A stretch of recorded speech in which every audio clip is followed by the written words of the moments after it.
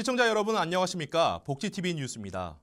불황인을 선도한다는 명목으로 사람들을 감금하고 가혹행위를 한 인권유린 사건 형제복지원에 대해 문무일 검찰총장이 사과했습니다. 문 검찰총장은 피해 생존자들의 증언을 들으며 눈물을 보이기도 했습니다. 하세인 기자입니다. 검찰은 인권 침해의 실상을 제대로 규명하지 못하였습니다. 이렇게 피해 사실이 제대로 밝혀지지 못하고 현재까지 유지되는 불행한 상황이 발생한 점에 대하여 마음 깊이 사과드립니다.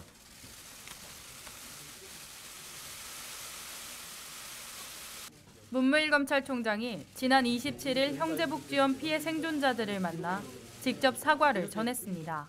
지난 1970년대부터 1980년대에 걸쳐 불황인을 선도한다는 명목으로 거리에서 발견한 무연고 장애인, 고아 등을 격리 수용하고 폭행, 협박, 감금, 강제노역 등 인권 침해가 이뤄진 형제복지원 사건. 대검찰청 과거사위원회에 따르면 당시 수사는 검찰의 외압으로 조기 종결됐습니다. 이에 과거사위원회는 검찰총장의 비상상고를 권고했고 지난 20일 문무일 검찰총장은 대법원에 비상상고했습니다. 그때 검찰이 진상을 명확히 규명하였다면 형제복지원 전체에 인권 침해 사실이 밝혀지고 인권 침해에 대한 적절한 후속 조치도 이루어졌을 것입니다. 인권이 유린되는 사태가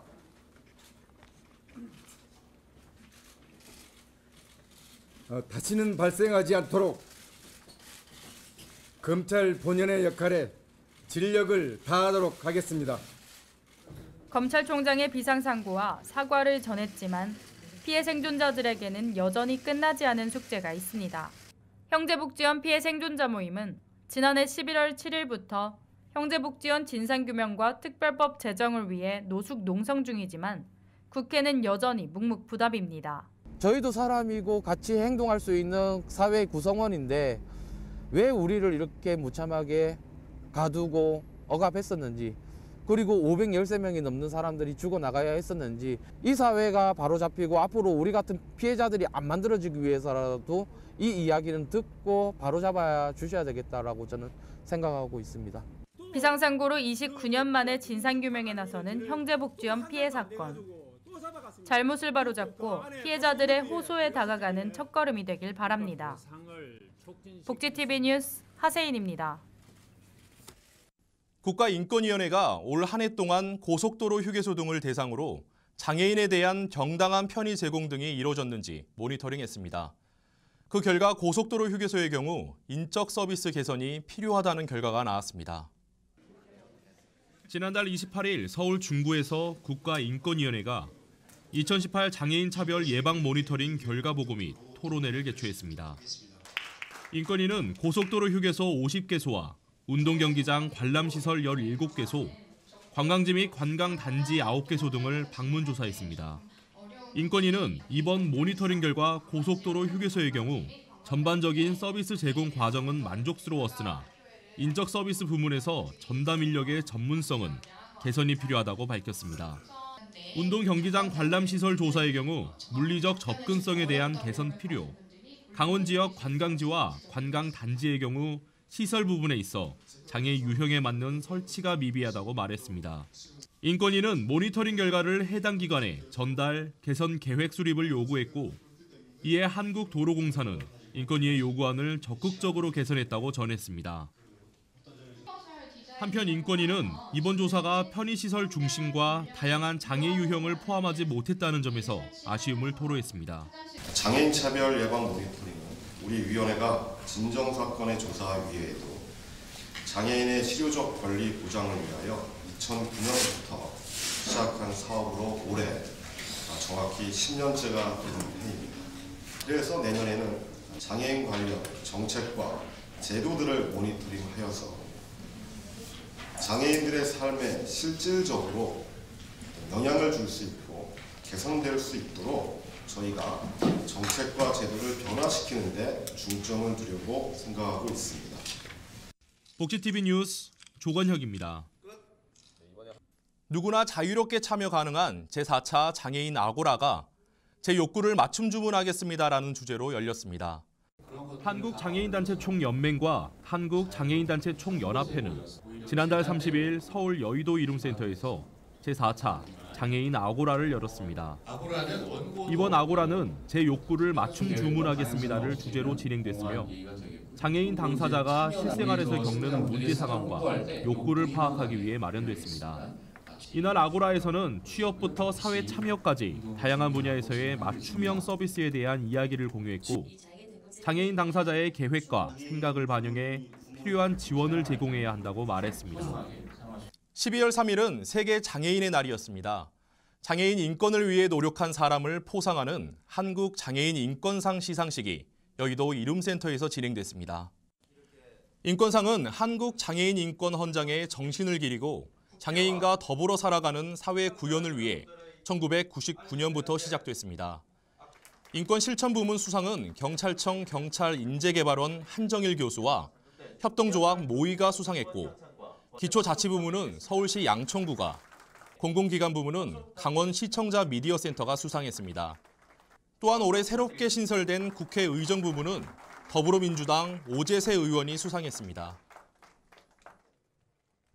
장애인 인권과 권리 실현을 위한 세계 장애인의 날. 장애계 단체들은 쇠사슬 행진을 통해 장애 등급제 진짜 폐지 등 현안 해결을 위해 목소리를 높였습니다.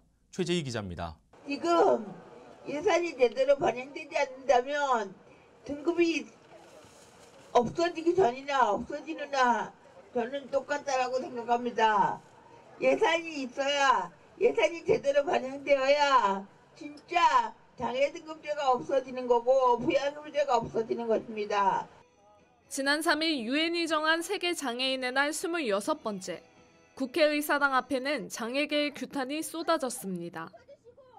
정부가 장애 등급제 폐지를 약속하며 내년부터 단계적 폐지를 시행하겠다고 발표하는 등 장애계의 요구를 받아들였지만 국회 예산결산특별위원회 예산안 조정소위원회가 파행을 거듭하면서 실현 가능성에 대한 우려를 사고 있습니다.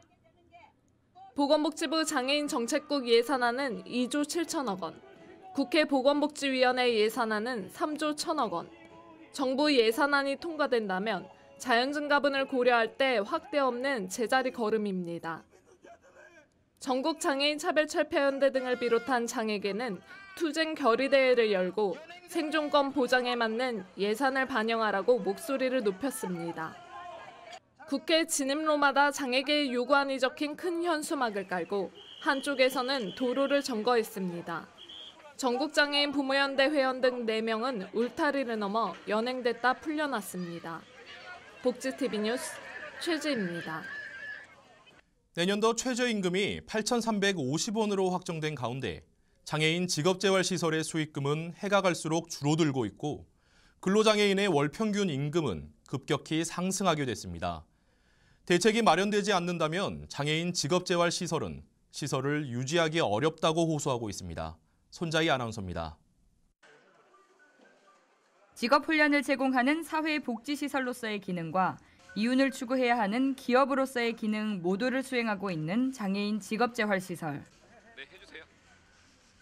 하지만 최저임금이 급격하게 인상되면서 임금에 대한 부담으로 장애인 직업재활시설 영위가 어려운 상황에 놓였습니다. 이에 대한 대책을 모색하고자 최저임금 인상에 따른 장애인 직업재활시설의 실효적 대안 마련을 위한 토론회가 지난 29일 국회의원 회관에서 열렸습니다.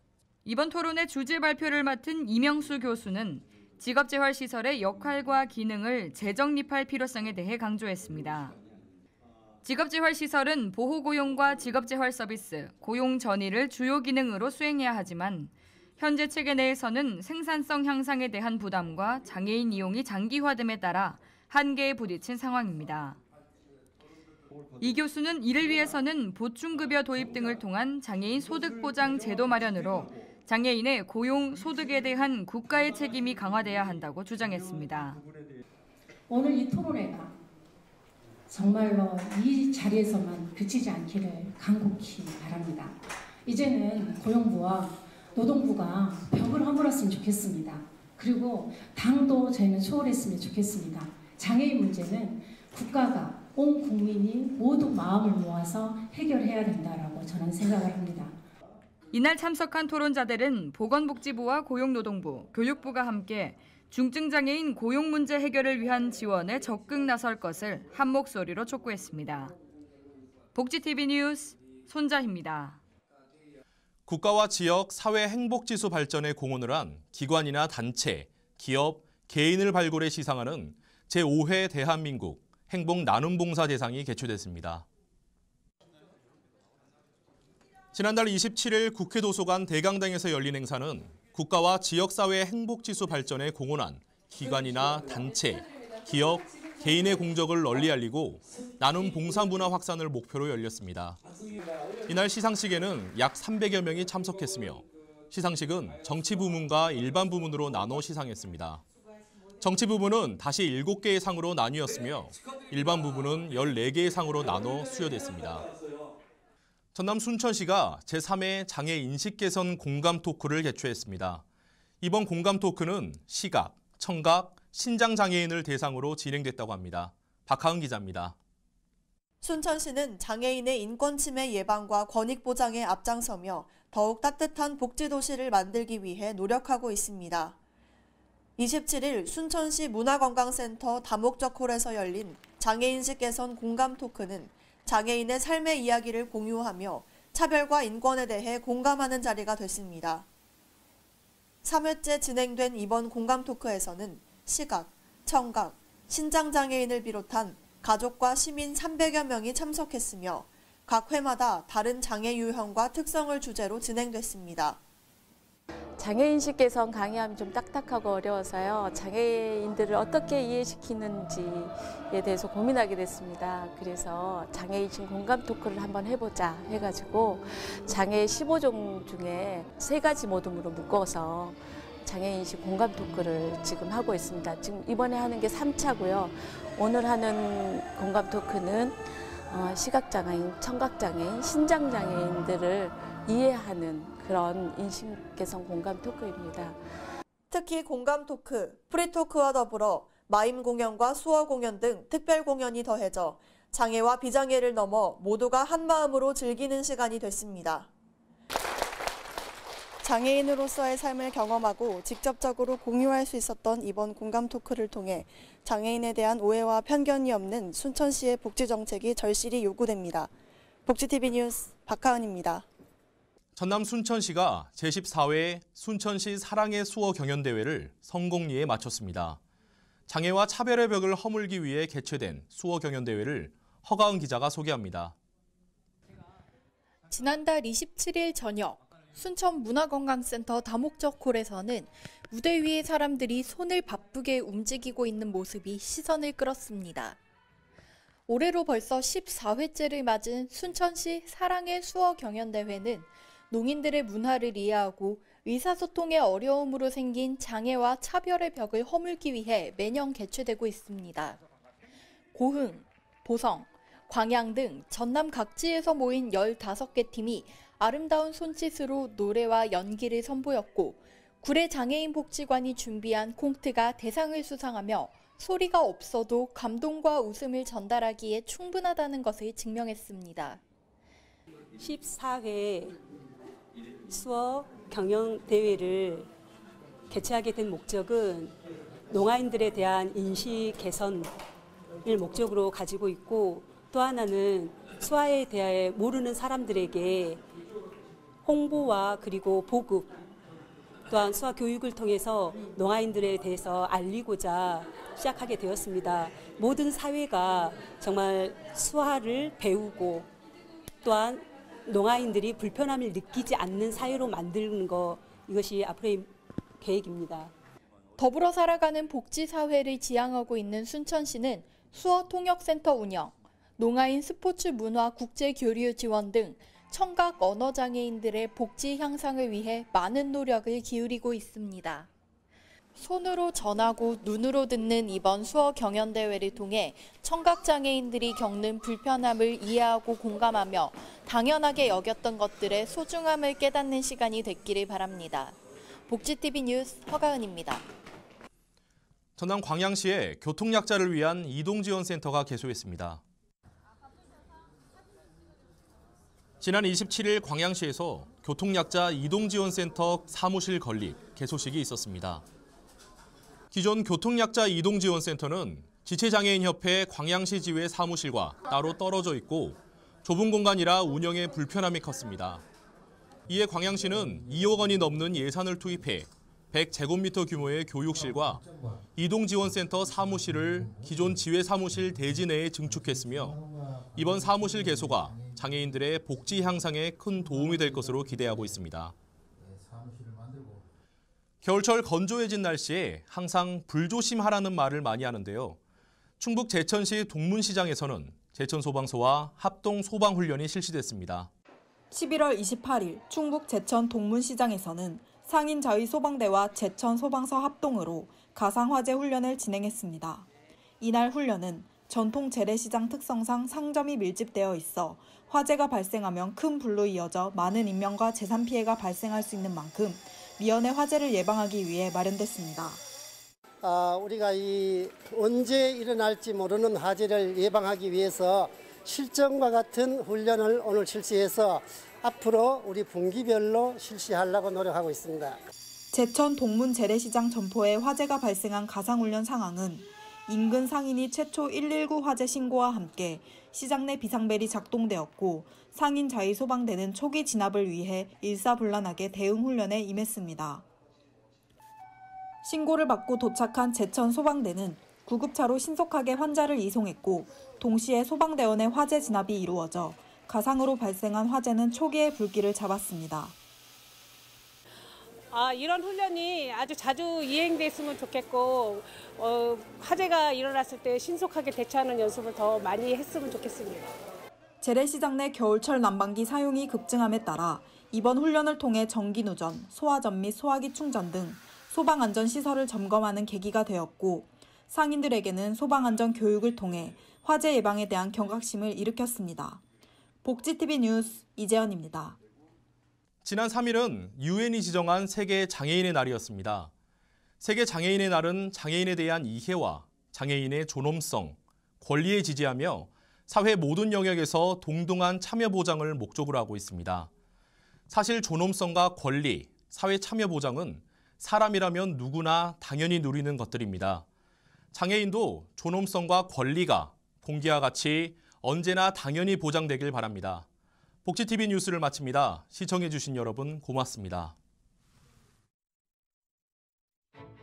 우리 주변에서 일어나는 불공정한 사례부터 억울한 사연, 따뜻한 미담까지 장애인 신문과 웰페어 뉴스 홈페이지를 통해 보다 다양한 소식을 접할 수 있습니다. 시청자 여러분의 제보를 기다립니다. 웰페어 뉴스 홈페이지 또는 전자우편, 전화번호 02-2655-9519로 많은 제보 바랍니다.